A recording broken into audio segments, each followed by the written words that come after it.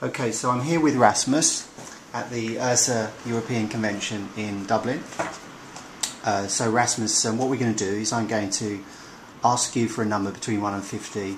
I'll serve you up a question, read the question to everyone, and then just give us your best shot, okay? Well, my name is Rasmus Ingerslev. I'm the founder and CEO of a company called Wexer, which is short for World of Exercise. Wexer is an online health club. So give me a number, Rasmus, between 1 and 50. I would like 27, please. 27, okay. And just tell everyone what the question is. What has been the funniest moment since you started in business?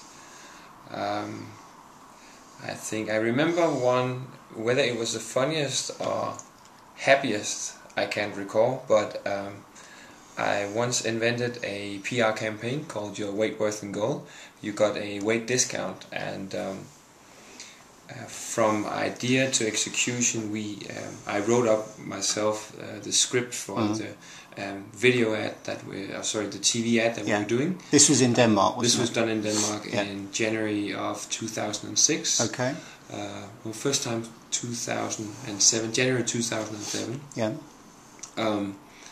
And we ended up having 4,200 new members in one day. And I simply couldn't believe that.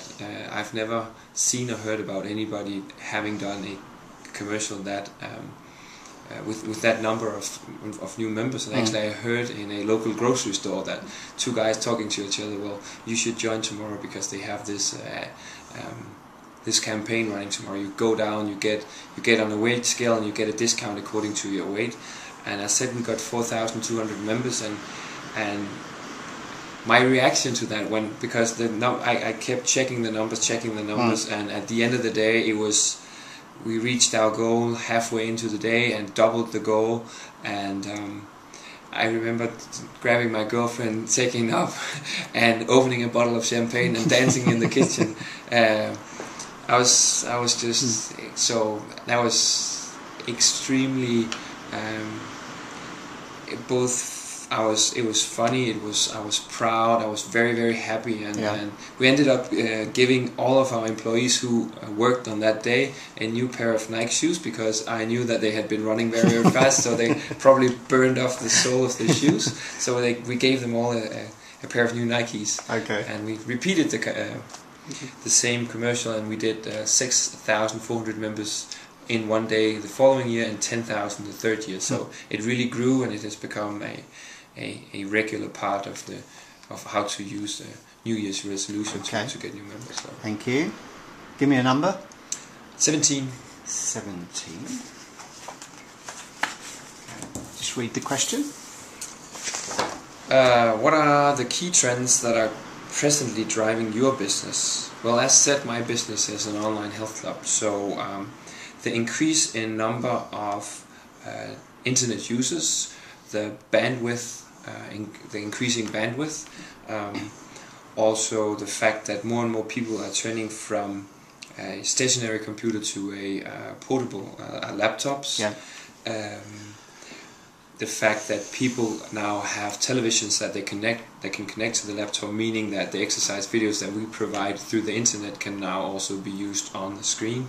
The fact that new televisions, the newest generation of TV sets, now have built-in broadband connection, so you take the internet directly into your TV. Okay.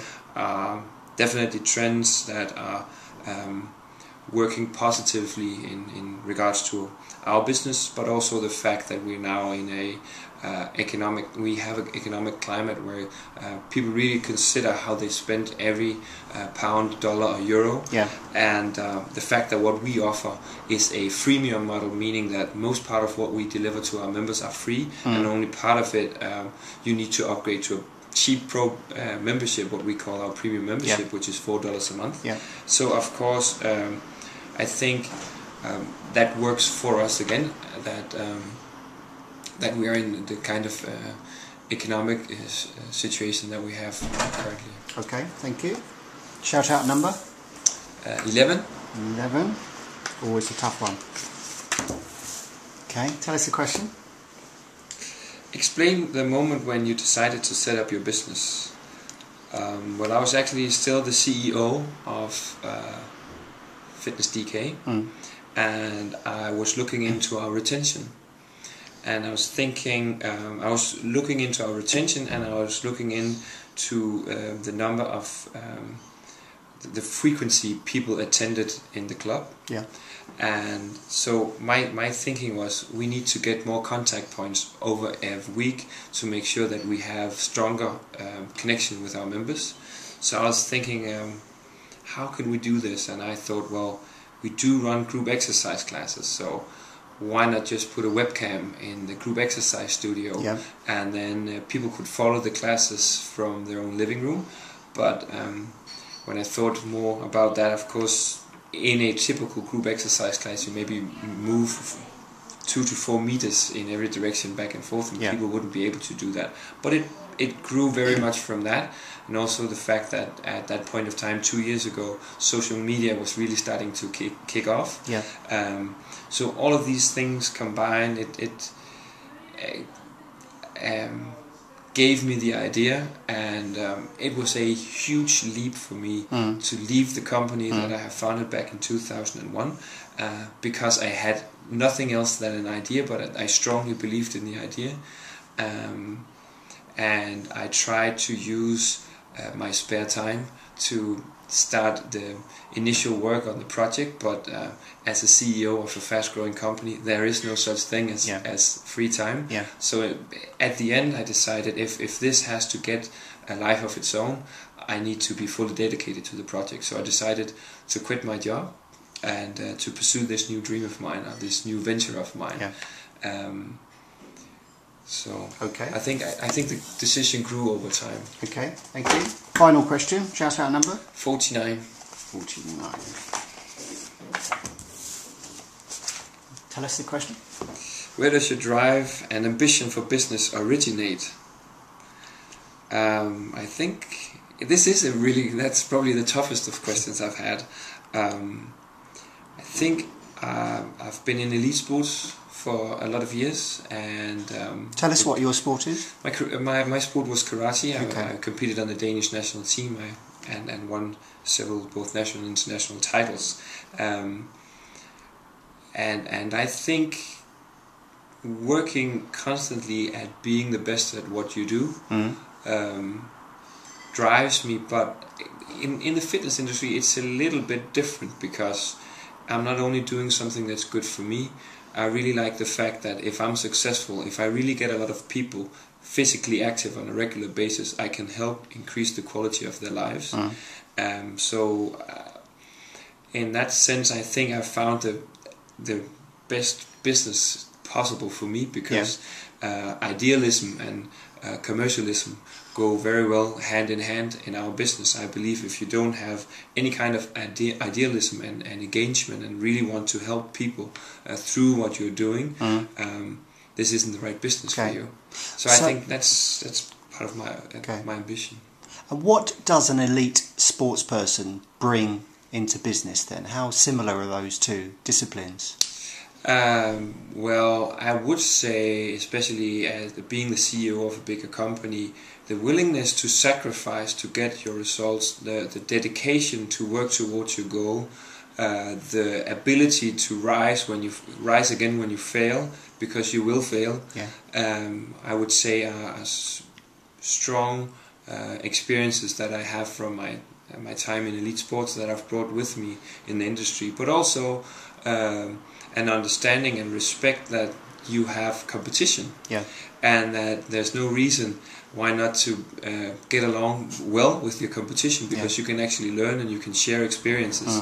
At the end of the day, the best man wins, whether you are friends or enemies. And I have always liked to be friends even with my competition, because I believe I can learn from them, and there's a lot of things you can do to benefit each other's. It's interesting, isn't it? Because in karate, if you didn't have a competitor, you wouldn't be able to compete. No. Well, it would be easy to be the best, because there was only you.